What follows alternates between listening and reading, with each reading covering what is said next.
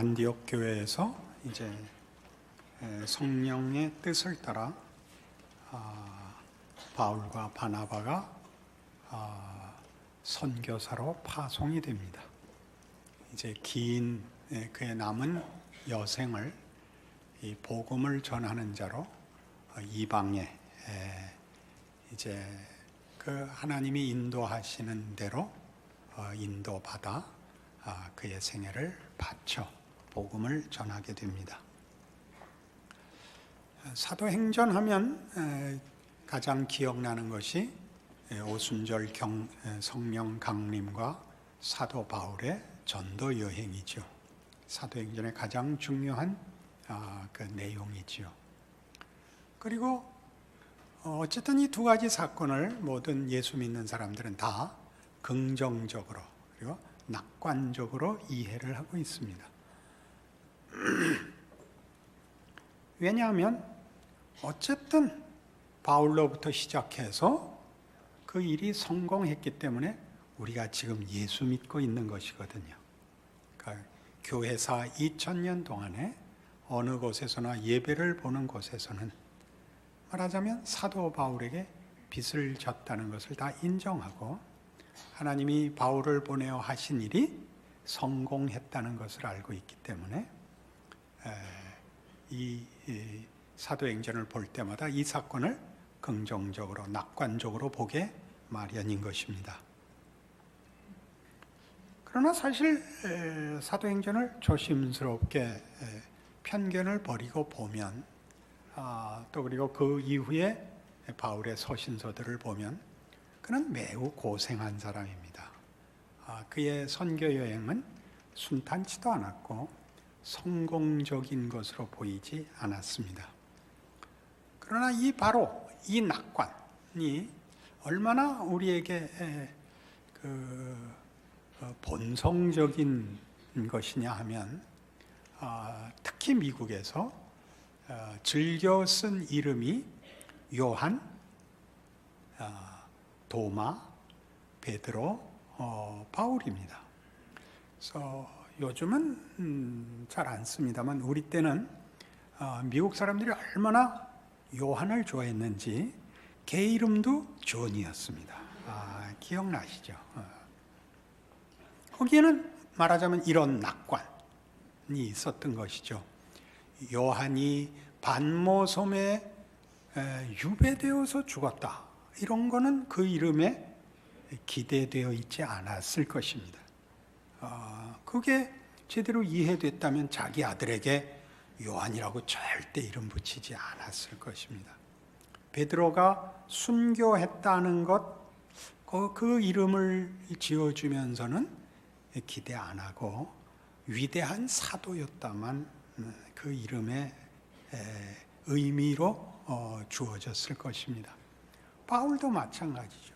바울이라는 이름을 쓰면 기독교 역사상 최고로 위대한 사도, 스승, 교사로 되어 있지 그 어느 만큼 어려운 인생을 살았는가는 다 사실은 깊이 생각해 보지 않았을 것입니다. 그러나 이 문제의 중요성은 하나님께서 그가 하시는 일이 예수 안에서 베푸신 구원을 모든 인류에게 나누어 주시기 위하여 바울을 세웠다 하는 것은 성경이 말하는 것과 우리의 이해가 일치하지만 하나님이 그 일을 어떤 방식으로 했느냐는 대부분의 경우 성경이 얘기하는 것과 성도들이 이해하는 것 사이에는 커다란 차이를 보입니다. 사도행전 9장을 보시면 다메섹으로 갔던 바울을 그때는 사울이죠. 예수님께서 가로막고 이제 그의 종으로 부르시는 장면에서 아나니아라는 제자를 보내어 사울에게 안수하여 그 눈을 뜨게 하고 그 맡을 사역을 이렇게 고지하라고 합니다. 9장 15절 말씀입니다. 주께서 이르시되 가라. 이 가라라고 명받는 사람은 아나니아입니다. 이 사람은 당시 사울이고 나중에 바울로 이름을 바꾼 전도자입니다. 이 사람은 내 이름을 이방인과 임금들과 이스라엘 자손들에게 전하기 위하여 택한 나의 그릇이라. 그가 내 이름을 위하여 얼마나 고난을 받아야 할 것을 내가 그에게 보이리라. 이방인과 임금들과 이스라엘 자손들에게 전하기 위하여 그들 앞에 세울 하나님의 종인데, 그가 내 이름을 위하여 얼마나 고난을 받아야 할지 모를 것이다. 여기서 모른다는 것은 무지하다는 것이 아니라 설명할 방법이 없이 크다라는 뜻이죠. 실제로 바울은 그 길을 갑니다. 그래서 고린도 후서 4장에 가면 사도 바울은 자신이 걷는 길을 이렇게 고린도 교회에 설명하고 있습니다. 288페이지 고린도 후서 4장 5절입니다. 우리는 우리를 전파하는 것이 아니라 오직 그리스도 예수의 주 되신 것과 또 예수를 위하여 우리가 너희의 종된 것을 전파함이라. 어두운 데 빛이 빛이라 말씀하셨던 그 하나님께서 예수 그리스도의 얼굴에 있는 하나님의 영광을 아는 빛을 우리 마음에 비추셨느니라. 우리가 이 보배를 질그릇에 가졌으니 이는 심히 큰 능력은 하나님께 있고 우리에게 있지 아니함을 알게 하려 함이라. 우리가 사방으로 우겨쌈을 당하여도 쌓이지 아니하며 답답한 일을 당하여도 낙심하지 아니하며 박해를 받아도 버림받지 아니하며 거꾸로 뜨림을 당하여도 망하지 아니하고 우리가 항상 예수의 죽음을 몸에 짊어짐은 예수의 생명이 또한 우리 몸에 나타나게 하려 함이라. 우리 살아있는 자가 항상 예수를 위하여 죽음에 넘겨짐은 예수의 생명이 또한 우리 죽을 육체에 나타나게 하려 함이라. 그런즉 사망은 우리 안에서 역사하고 생명은 너희 안에서 역사하느니라. 뭐라고 하는 얘기인지 이해하시겠습니까? 죽음의 길을 걷는다는 거죠. 예수를 죽인 그 세상을, 예수를 죽인 그 권력을 꺾기 위하여 예수께서 죽음으로 아버지의 뜻을 이루고 구원을 이루신 것 같이 그의 종들은 동일한 길을 걸어야 한다. 우리가 항상 예수의 죽음을 몸에 짊어짐으로 예수의 생명이 또한 너희에게 나타나는 방법으로 하나님은 일하고 계신다. 이 말을 하는 거죠. 우리는 그 역사를 얘기할 때나 어떤 한 위인을 얘기할 때 이런 복선을 깝니다. 과거의 어떤 그 사건이 갖는 의미가 무엇이냐 라는 역사에 대한 이해를 지금의 나를 설명하기 위하여 한다는 것이죠. 역사적 사건을 객관적으로 공정하게 평가할 수 있는 사람은 아무도 없습니다. 우리는 그것을 지금 내가 서 있는, 그리고 내가 주장하고 싶거나 보상받고 싶은 어떤 근거로 이유로 그것을 해석할 수밖에 없습니다. 그것은 한 개인을 평가하는 데도 마찬가지입니다. 누구의 위대함을 긍정하는 것은 그런 위대함을 긍정함으로써 나도 위대한 정신을 가진 자다라는 설명이기도 하고, 어떤 훌륭한 사람을 비평함으로써 이렇게 훌륭한 사람을 비평할 만한 안목이 있다를 증명하는 것이지, 공평하게 얘기할 수 있는 인간은 아무도 없습니다. 그러니 사도 바울을 논함으로써 우리가 범하는 가장 큰 실수는 뭐냐? 사도 바울의 위대함을 얘기함으로써 지금 내가 그 길을 가는 것을 슬쩍 외면하는 것이죠. 바울이 간 길을 걸어야 된다고 얘기하는 것입니다.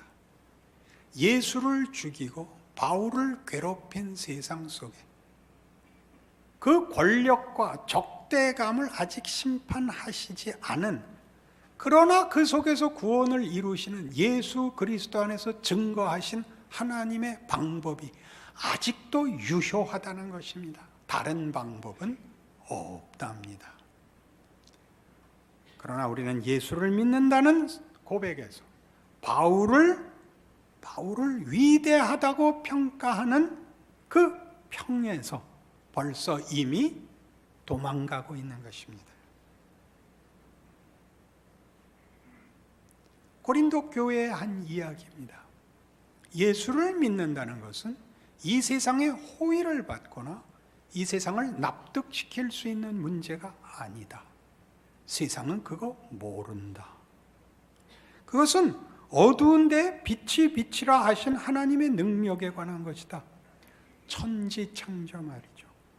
빛이 있으라 하심에 빛이 창조된 것 같이 한 영혼의 깊은 속에 하나님의 창조의 능력이 찾아와 그를 구원하지 않고는 이루어지지 않는 것이니라. 그것을 하나님이 어떻게 하시는지는 그건 하나님의 능력에 관한 것이고 그 일을 위하여 우리가 우리 자신의 신앙 고백을 세상 앞에서 감출 수 없다.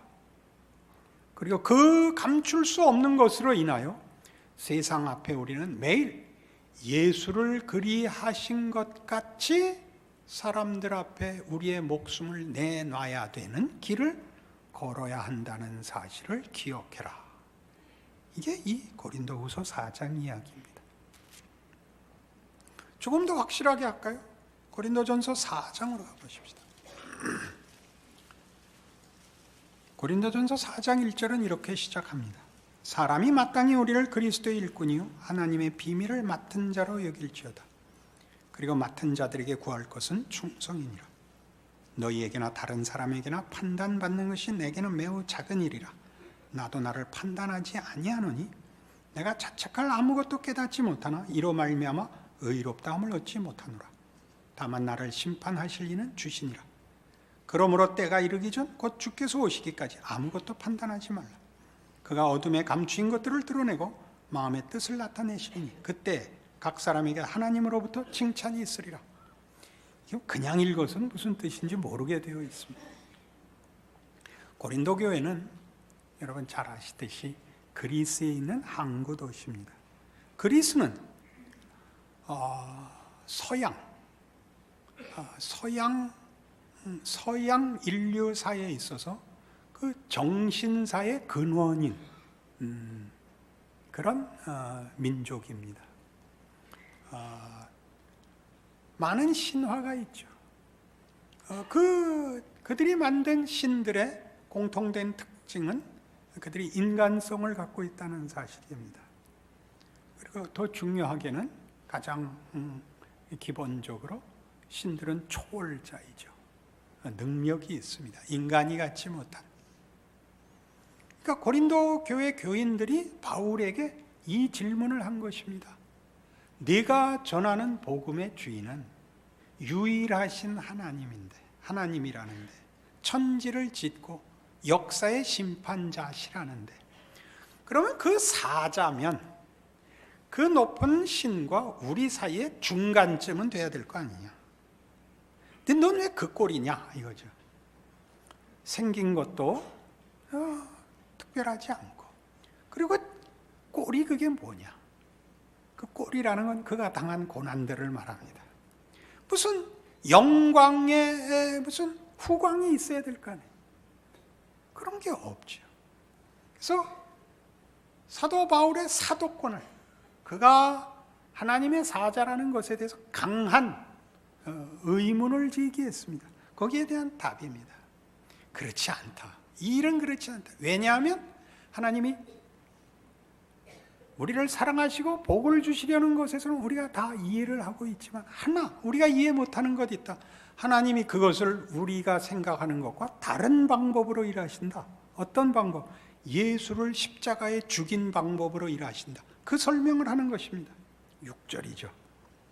형제들아 내가 너희를 위하여 이 일에 나와 아볼로를 들어서 본을 보였으니 이는 너희로 하여금 기록된 말씀 밖으로 넘어가지 말라 한 것을 우리에게서 배워 서로 대적하여 교만한 마음을 가지지 말게 하려 함이라.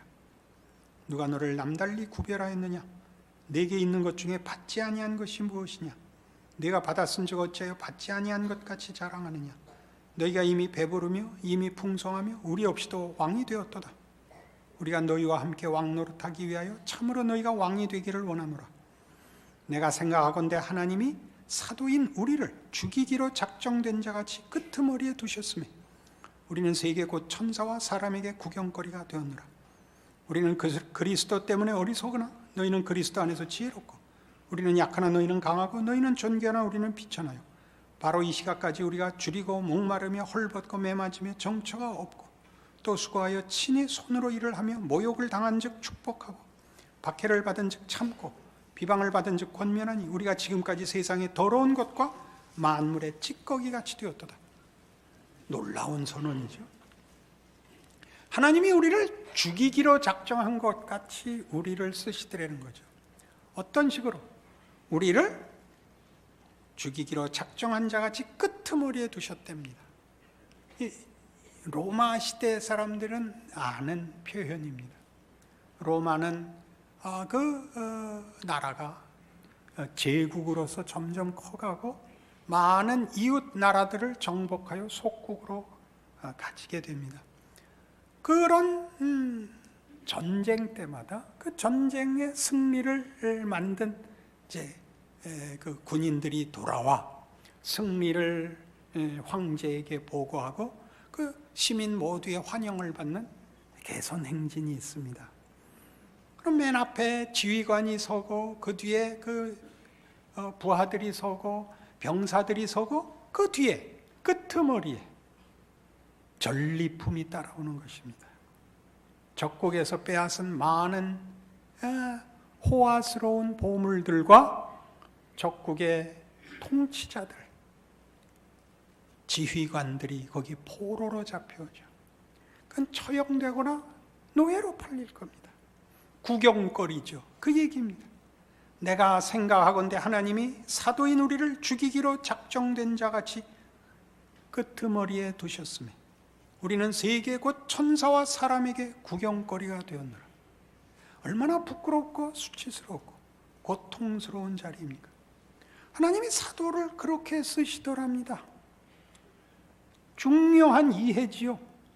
그러나 교회사 내내 이 이해는 외면됩니다. 외면됩니다. 하나님은 우리 기도에 응답하시는 분입니다. 그러나 우리가 하자는 걸 다 들어주시는 하나님이 아니라는 것은 사실은 다 알고 있습니다. 그럼에도 불구하고 우리는 바로 이 문제를 면제시켜 달라는 것이 제일 우선하는 기도 아니었던가요? 그 문제가 해결되지 않기 때문에 신앙생활을 과감히 못하는 것 아닌가요? 누구의 책임인가? 내가 무엇을 잘못했길래 이 답을 주시지 않는가? 어떻게 하면 답을 주실 것인가? 이 문제에 매달리다가 나중에는 결국 체념하고 마는 거죠. 하나님이 이를 내가 요구하는 식으로 안 한다라는 성경 말씀은 아무리 읽어도 눈에 안 들어오거든요. 이상한 일이죠. 이상한 일이죠. 한쪽 구석에 있는 우리가 좋은 말씀은 들어오고 더 많이 있는 성경의 요구들은 눈에 들어오지 않습니다. 그 얘기를 하는 것입니다. 드디어 바울이 세계 전도 여행을 출발했다 라고 빵빠레를 울릴 일이 아니더라는 거죠. 사도 바울은 고린도 교회 앞에 하나님이 일하시는 모습을 설명했을 뿐만 아니라 자기도 그 문제에 사실은 걸렸었다고 고린도후서 12장에서 이렇게 그 문제를 고백하고 있습니다. 고린도후서 12장입니다.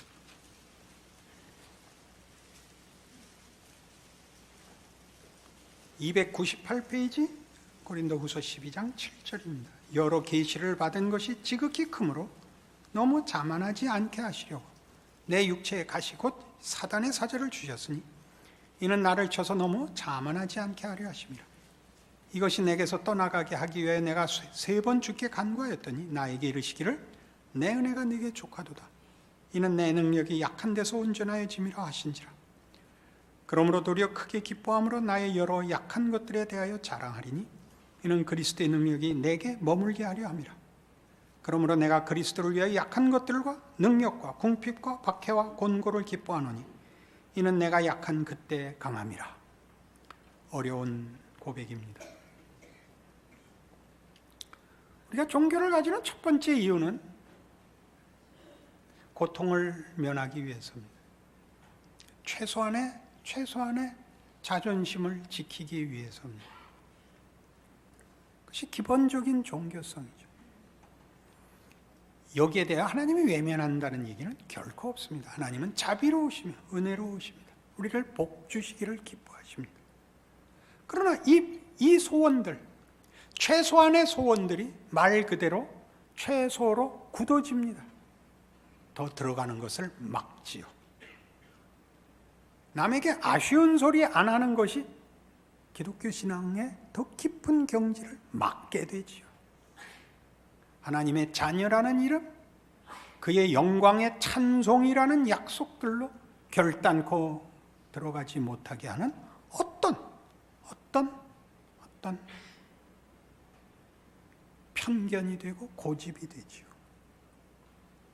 하나님은 이 문제에 대하여 타협하실 마음이 없답니다. 사도 바울이 고린도 후서에서 하는 얘기는 이겁니다. 사단의 가시를 빼달라고 그가 3번 기도한 것은 자기 개인의 형통을 위해서가 아니라 복음의 장애가 된다고 믿었기 때문입니다. 그러나 주께서 하신 대답은 달랐답니다. 내 은혜가 네게 족하도다였답니다.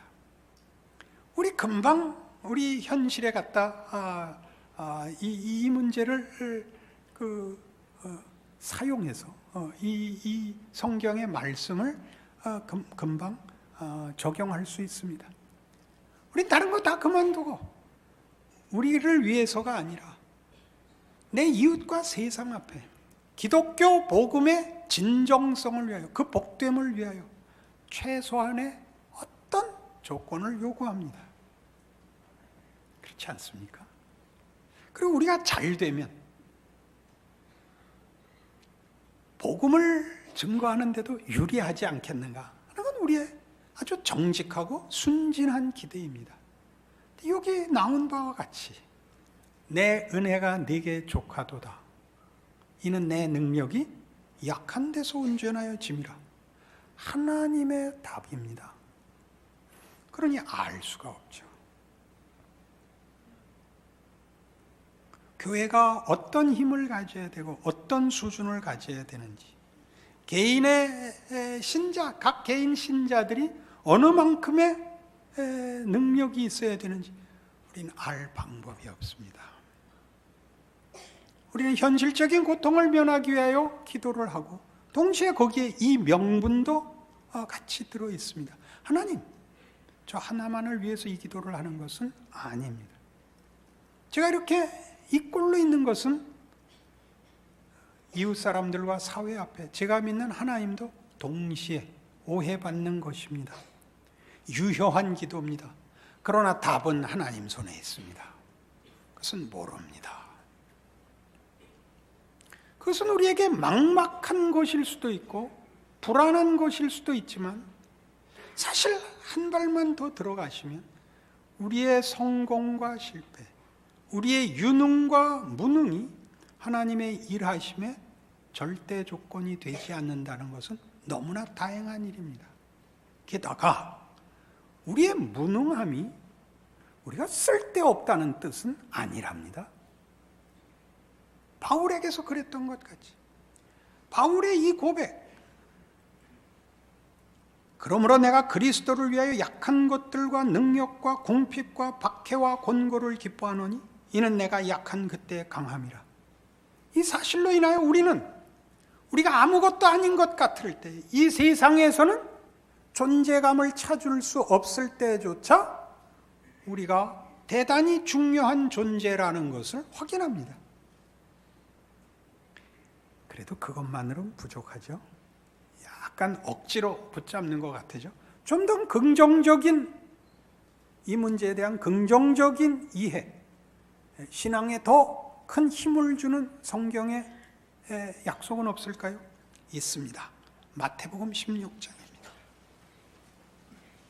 신약성경 마태복음 16장 21절입니다. 이때로부터 예수 그리스도께서 자기가 예루살렘에 올라가 장로들과 대제사장들과 서기관들에게 많은 고난을 받고 죽임을 당하고 제3일에 살아나야 할 것을 제자들에게 비로소 나타내시니 베드로가 예수를 붙들고 항변하여 이르되 주여 그리 마옵소서 이 일이 결코 주께 미치지 아니하리다. 예수께서 돌이키시며 베드로에게 이르시되 사탄아 내 뒤로 물러가라 너는 나를 넘어지게 하는 자로다. 네가 하나님의 일을 생각하지 아니하고 도리어 사람의 일을 생각하는도다 하시고 이에 예수께서 제자들에게 이르시되 누구든지 나를 따라오려거든 자기를 부인하고 자기 십자가를 지고 나를 따를 것이니라 라고 말씀하십니다. 아주 중요한 대목이죠. 베드로의 충성 고백에 대하여 주께서 대단히 심히 꾸짖는 장면입니다. 주께서 죽으셔야겠다고 얘기하고 베드로가 목숨을 걸고 주를 지키겠다고 충성을 약속하는 바로 그 고백을 주께서 이렇게 호되게 비난하십니다. 사탄아라고. 사탄아 내 뒤로 물러가라. 너는 나를 넘어지게 하는 자로다. 네가 하나님의 일은 생각지 아니하고 도리어 사람의 일을 생각하는도다입니다. 그러니 하나님의 일과 사람의 일의 차이가 무엇일까요? 예수가 죽어야만 되는 하나님의 일하시는 방식은 무엇일까요? 그래서 우리로 하여금 예수를 따르려면 자기를 부인하고 자기 십자가를 져야 하는 건 무엇일까요? 십자가란 고통이며 비난이며 오해며 수치입니다. 하나님께서 예수를 보내신 것은 우리 모두 알다시피 단 하나의 이 조건 때문이랍니다. 우리 잘 아는 요한복음 3장 16절이죠. 하나님이 세상을 이처럼 사랑하사입니다. 사랑하사. 사랑이 뭐죠? 사랑은 강요가 아닙니다. 사랑은 가슴이 뜨거워져서 정열과 불길로 상대방을 사르는 것 아닙니다. 우리가 잘 아는 고린도전서 13장에서 바로 그 얘기를 하죠. 사랑은 천사의 말을 하는 게 아니다. 사랑은 산을 옮기는 능력이 아니다. 사랑은 자기를 불사르게 내어주는 것 아니다. 사랑은 뭐냐? 우레와 같은 소리로 이렇게 선언되어 있습니다. 사랑은 오래 참는 거다. 영어 표현으로 이렇게 되어 있죠. Love is long suffering. 오랜 고통이다. 그게 뭔지 여러분 아시죠? 부부 사이가 그거죠. 오랜 고통입니다. 자식 기르는 게 그렇죠. 오랜 고통입니다. 그게 뭐라고요? 그게 사랑입니다. 사랑은 사랑하는 자가 지는 것입니다. 사랑은 상대방을 내 맘에 맞게 통제하거나 폭력을 속 조작하지 못합니다. 사랑은 상대방을 위하여 늘 조심합니다. 쩔쩔매죠. 오랜 고통입니다. 그것이 사랑입니다. 사랑은 뭐라고요?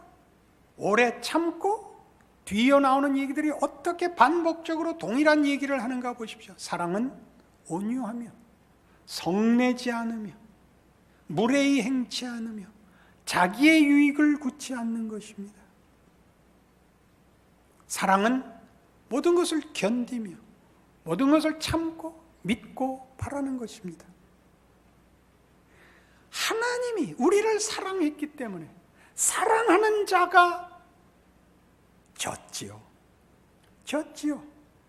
아들을 주고 아들을 죽이기까지 지지요. 그게 사랑이죠. 그니 우리 보고 그러랍니다. 너 예수 믿고 내 자녀 된다. 하나님이 그 아들을 보내신 그 사랑으로 하나님 심판하시는 그날까지 구원을 베풀기 위하여 기다리고 참고 계시다는 것 아느냐? 그러면 너 그 사랑에 동참하여 네가 참고 네가 지라는 것입니다. 뭘 참아야 되죠? 우리가 가진 것을 힘으로 내어놓을 수 없고 상대방을 붙잡아 지금 답을 해라 라는 심판대 앞에 세울 수 없답니다. 우리가 지는 것 같죠. 우리가 잘못한 것 같고 우리가 망하는 것 같죠. 우린 예수도 그렇게 알았었습니다. 예수가 잘못했고 예수가 틀렸고 예수가 무력해서 죽었다고 역사는 그렇게 말을 했죠. 그러나 이제 우리는 그렇지 않게 예수를 압니다. 예수는 하나님의 능력이요 하나님의 사랑이라는 것을 압니다. 그런데 여러분의 삶을 세상의 것으로 판단하거나 보상받거나 증명할 방법은 없습니다.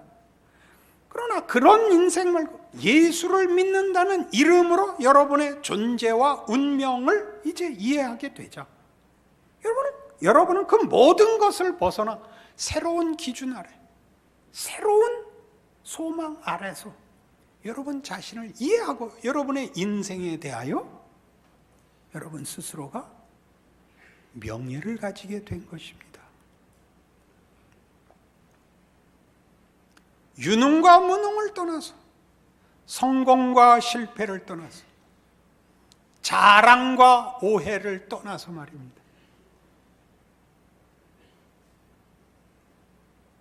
그것이 사도행전에서 사도 바울의 역사적 증언입니다. 그리고 그로 말미암아 우리가 있었던 것이 현실인 것 같이 진리인 것 같이 우리에게서 사도 바울이 걸었던 그 길이 우리의 현실과 인생에 그대로 중첩될 수 없다면, 재현될 수 없다면 여러분들은 기독교가 뭔지 아직 모르는 것입니다. 예수를 믿는다는 말이 무엇인지 모르는 것입니다. 질 수 있는 것입니다. 오해받을 수 있는 것입니다.